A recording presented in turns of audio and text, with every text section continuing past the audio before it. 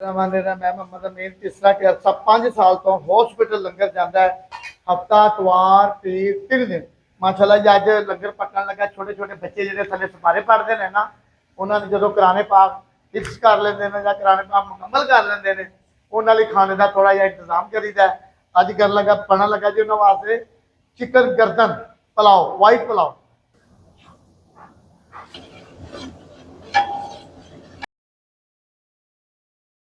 माशाल्लाह जी है साडा शहजादा। माशाल्लाह सारे छोटे छोटे बच्चे उन्हें आने वाले ने। माशाल्लाह बिस्मिल्लाह लंगर भी तैयार हो गया। माशाल्लाह पढ़ना शुरू हो गए ने सिर्फ ਤੁਹਾਡੇ ਭੈਣ ਭਰਾਵਾਂ ਦੀ ਬਦੌਲਤ। अपनी प्लेटें उठाओ, जल्दी करो, एक एक उठाई जाओ।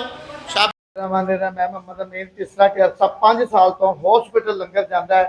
हफ्ता इतवार पीर 3 दिन माशाल्लाह जी। अज लंगर पकन लगा। छोटे छोटे बच्चे जो थले सपारे पढ़ते हैं ना, उन्होंने जो कुरान पाक हिफ्स कर लेंगे या कुरान पाक मुकम्मल कर लेंगे ने, उन्होंने खाने का थोड़ा जहा इंतजाम करीदा। अज कर लगा बनन लगा जी उन्होंने वास्ते चिकन गर्दन पुलाव, वाइट पुलाव, चिकन परी वाइट पुलाव। अच्छा जी, सब तो पहले असं प्याज कट लिया, प्याज की ग्रेवी बनाने जी। साढ़े को गर्दन पई है, पर पे ने, हरी मिर्च है, लसन है, अदरक है, पूरी डिटेल तुहानू दसने जी। यह लंगर का काम है, अल्लाह के राह का काम है, ये शामिल हो जाओ। अल्लाह तुहाडी खैर करे। माशाल्लाह जी अज बच्चों वास्ते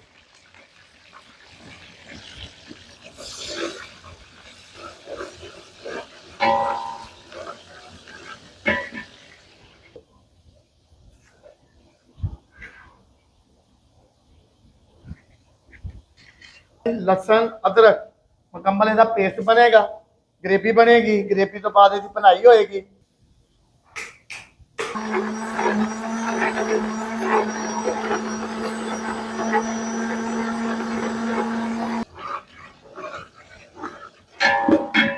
पुलाव पकेगा जी अज, पुलाव बच्चों वास्ते।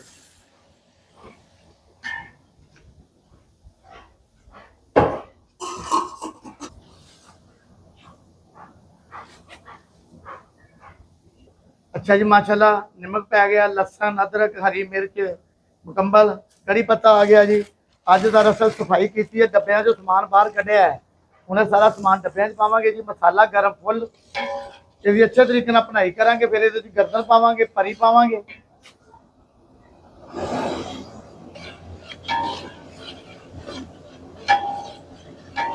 अच्छा जिनी देर है माशाल्लाह जी अज गर्दन दरअसल ना बच्चे बड़े शौक ना खाते हैं, इन्हों कहते हैं मुर्गी के पर, तो दुकानदार इन्हों कहते हैं परी गर्दन। असी गर्दन परी पुलाव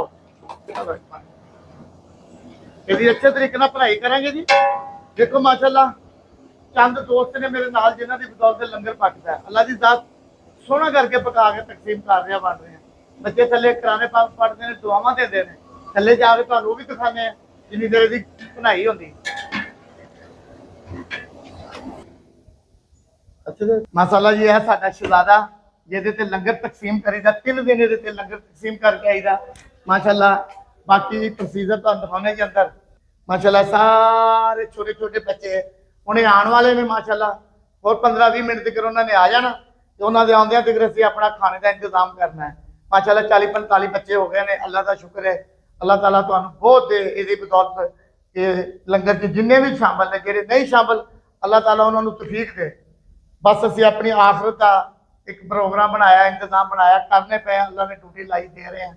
अल्लाह खैर जी।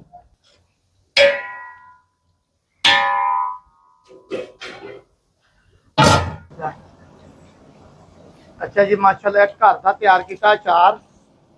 अज अचार पावे नाल सलाद का जायका आएगा जी।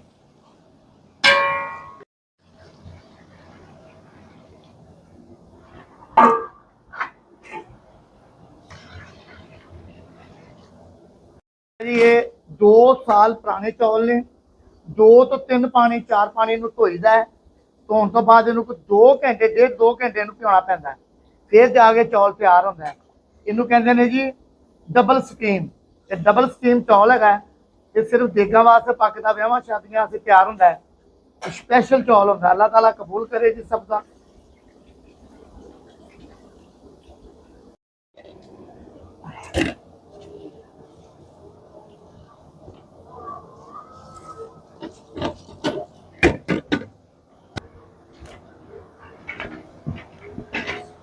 ਲੈ ਜੀ ਮਾਸ਼ਾਅੱਲਾ ਪਾਣੀ ਵੀ ਠੀਕ ਹੀ ਆ ਨਮਕ ਕੱਟ ਦਿਆ ਮਾਸ਼ਾਅੱਲਾ ਜੀ ਬੱਚੇ ਖੁਸ਼ ਹੋਣਗੇ ਲੰਗਰ ਖਾ ਕੇ ਬਹੁਤ ਮਜ਼ੇਦਾਰ ਲੰਗਰ ਪੱਕਿਆ ਜੀ ਮਾਸ਼ਾਅੱਲਾ ਜੀ ਕਿਹੜਾ ਕਿਹੜਾ ਲੰਮਾ ਚੌਲ ਹੈ ਅੱਲਾਹ ਤਾਲਾ ਜਿਨ੍ਹਾਂ ਦਾ ਇਸ ਲੰਗਰ 'ਚ ਹਿੱਸਾ ਹੈ अल्लाह ताला उन्होंने सारिया परेशानियां दूर करे मजीद इस लंगर च चलन की तौफीक दे दम लाने अग घट कर दिए बिल्कुल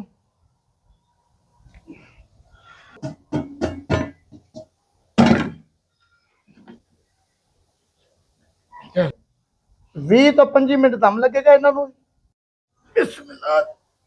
माशाल्लाह जी बच्चे थले आ गए ने जी लंगर भी तैयार हो गया चौल माशाल्लाह बहुत अच्छा जी माशाल्लाह देखे कला कला चौल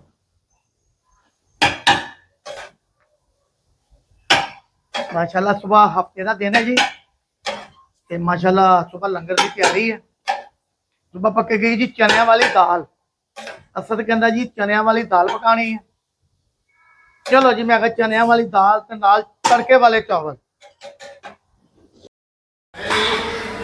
लंगर की पैकिंग हो रही है बच्चे माशाल्लाह पढ़ना शुरू हो गए ने सिर्फ भैन भरावां दी बदौलत अल्लाह खैर कीता कि लंगर पैक कर लगे इन्हां को फातिमा आशा भी आ गए मैं भी आ गया